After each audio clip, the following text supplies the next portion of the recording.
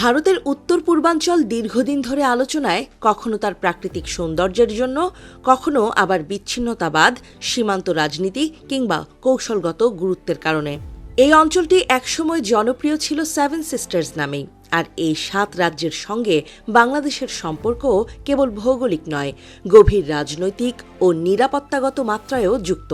সাম্প্রতিক সময়ের বিভিন্ন ঘটনা, আন্দোলন ও আঞ্চলিক রাজনীতির কারণে সেই সম্পর্ক আবারও আলোচনায় এসেছে। উত্তর পূর্ব ভারতের সঙ্গে বাংলাদেশের স্থল সীমান্ত 4000 কিলোমিটারেরও বেশি। এর প্রায় 2/3 যুক্ত আসাম, মেঘালয়, ত্রিপুরা ও মিজোরামের সঙ্গে।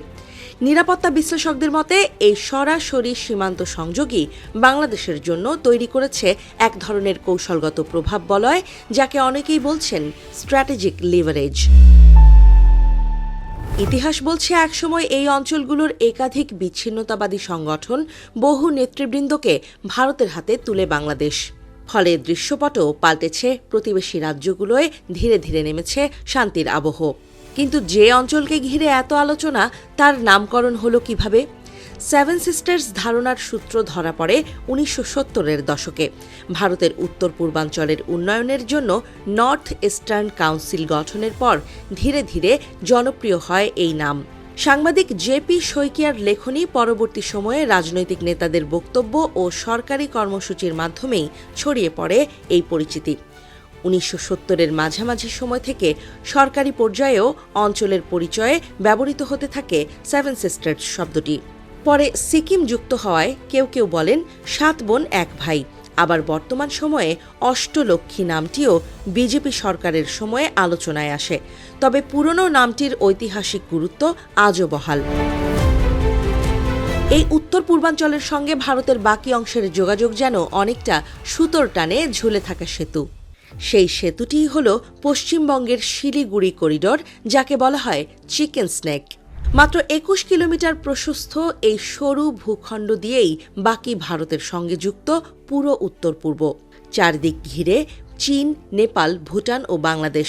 ফলে এই অঞ্চল ভারতের নিরাপত্তা কৌশলের অন্যতম কেন্দ্রবিন্দু।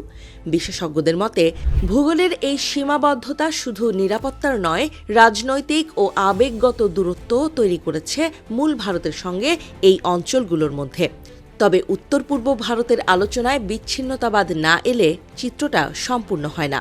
ব্রিটিশ আমলের পর থেকেই নাগাল্যান্ড, আসাম, মণিপুর, ত্রিপুরা, মিজোরাম সহ একাধিক রাজ্যে বারবার মাথাচাড়া দিয়েছে অস্ত্রধারী আন্দোলন।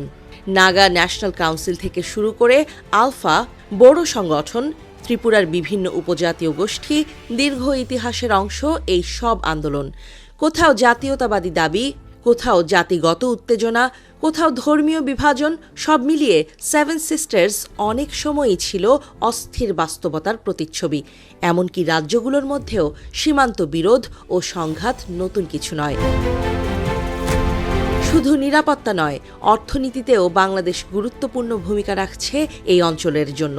চট্টগ্রাম ও মোংলা বন্দর ভারতের ব্যবহারের অনুমতি পেয়ে উত্তর পূর্ব ভারতের রাজ্যগুলো পায় সমুদ্র বাণিজ্যের নতুন দিগন্ত। বাণিজ্য, পরিবহন ও যোগাযোগ সব ক্ষেত্রেই বাংলাদেশ হয়ে ওঠে গুরুত্বপূর্ণ অংশীদার। বিশেষজ্ঞদের মতে, এই সুযোগ উত্তর পূর্ব ভারতের সঙ্গে ভারতের মূল ভূখণ্ডের দূরত্ব শুধু ভৌগোলিকভাবেই নয়, অর্থনৈতিকভাবেও কমিয়ে আনছে।